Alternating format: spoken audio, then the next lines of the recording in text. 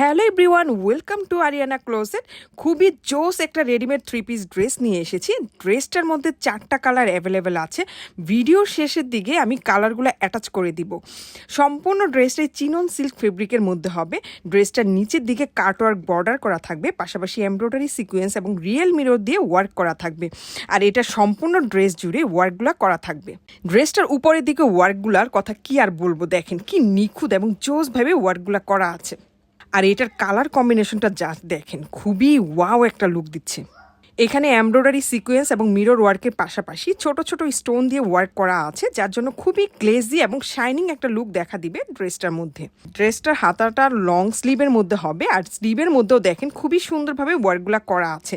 দোপাট্টাটাও same colour এবং same ফেব্রিকের মধ্যে হবে। দোপাট্টার চারো সাইডে কাটওয়ার্ক বর্ডার করে খুবই সুন্দরভাবে ওয়ার্কগুলো করা আছে এবং সম্পূর্ণ দোপাট্টা জুড়ে ছোট ছোট করে ওয়ার্ক করা থাকবে।